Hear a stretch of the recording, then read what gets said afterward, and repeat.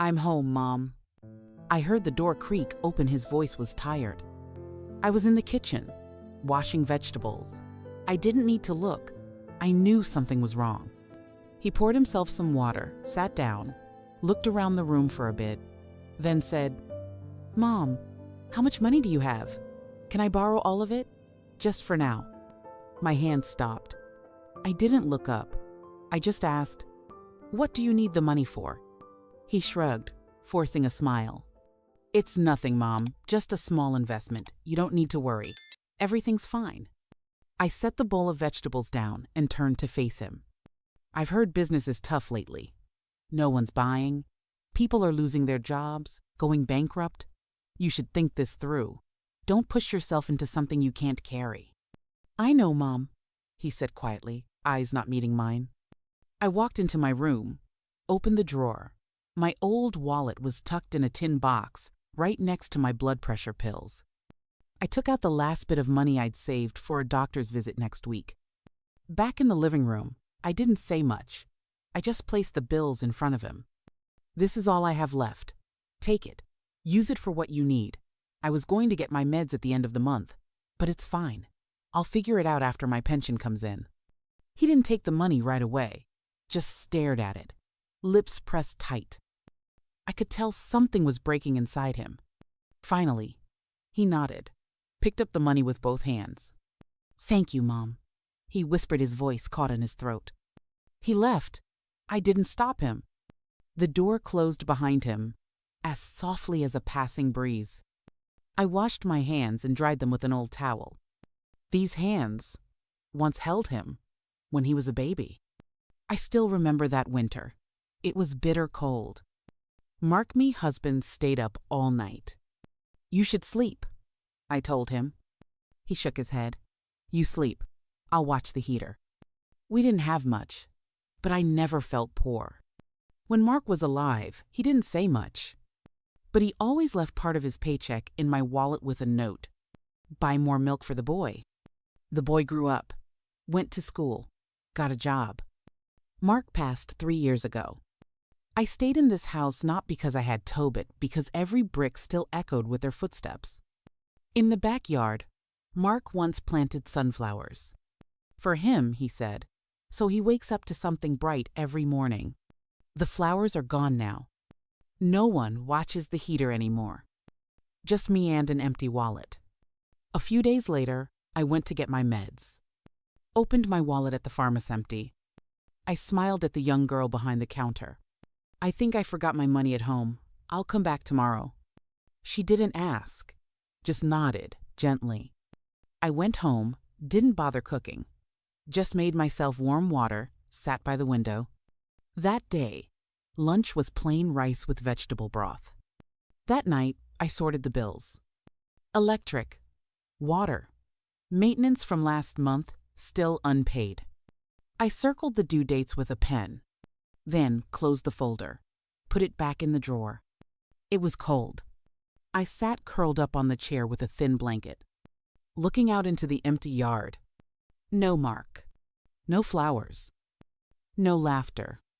I didn't blame my son, just wondered, did he really need the money this time? Or was it like the last? But I let that thought go. The money was already gone. 3 weeks later, I got a call, just past midnight. At first, I thought it was a wrong number. All the man said was, "You, his mother? He owes over $100 million. You better know that." I froze. He didn't give his name. Didn't explain. Just hung up. The next morning, I called my son. No answer.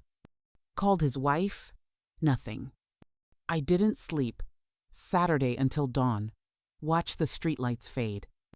There are nights you can't sleep because of old age. And some because of your children.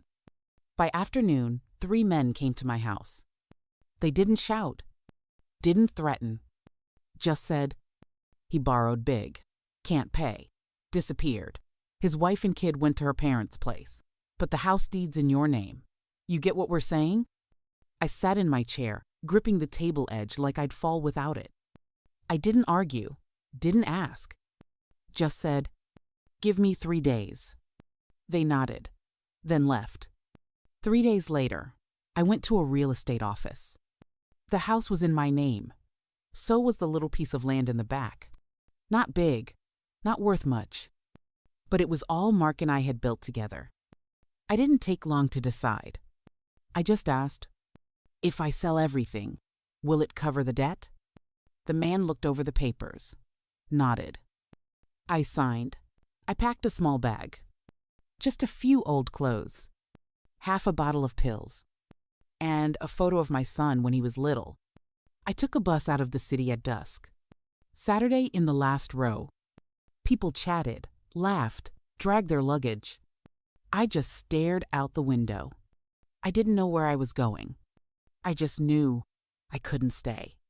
Sometimes, for your child to go on living, a mother has to disappear. I got off at a small riverside town. No one knew who I was. I slept on a park bench for a few nights. Every morning, joggers passed without a word. Every evening, someone left a box of food near me also, without a word. I survived on what strangers gave. One rainy day, I took shelter under the awning of a bakery. The smell of flour, sugar, cinnamon. I cried. An older woman, white-haired and thin, opened the door. She didn't ask why I was there. Just said, "I bake from 3 a.m. every day. If you don't mind waking early, you can stay here." I kneaded dough every morning. We sold bread out front. Not many customers, but enough. At night, I slept on a fold-out bed in the kitchen. And that was enough too. Then one afternoon, it happened. I was wiping the counter, hands still dusted with flour. A car pulled up. A man stepped out, casual clothes, a baseball cap. He didn't speak, just stared into the display. "I'll take 2 cinnamon rolls, 1 almond." I packed them carefully, head down like always. When I looked up, he froze. Our eyes met, just for a second. Then he dropped to his knees. "Mom, I've been looking for you for so long." I said nothing, still holding the bag of pastries. The baker came out from the back. He turned, bowed. "You're the one who helped her? Thank you. Thank you for keeping her safe." No one answered. He stood, voice shaking. "I've paid off everything. I'm sorry, I've changed. Please, come home with us. My wife, the boy, they miss you." I looked at him. My son, the boy who once fell asleep in my arms, now grown, head lowered. I touched his shoulder, didn't hug him, just whispered, "I'll come home, but not yet. Come find me again when you're truly living like a decent man, one who doesn't make others carry his weight." Then I handed him the bag. "Go home. Don't let your son wait, like I once waited for you." He didn't return. But every morning, a basket of fruit showed up outside our door, with a handwritten note. Today I didn't snap at my son. I listened. I think I lived a little better than yesterday. I still live with Edith. She kneads the dough. I cut the parchment paper. The oven still groans, still warms, and the bread still bakes in time for the first knock on our door. I once thought I lost everything, thought I had nothing left to live for.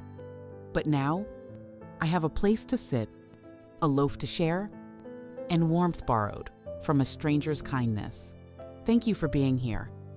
Don't forget to subscribe and share your own story in the comments. Your voice matters.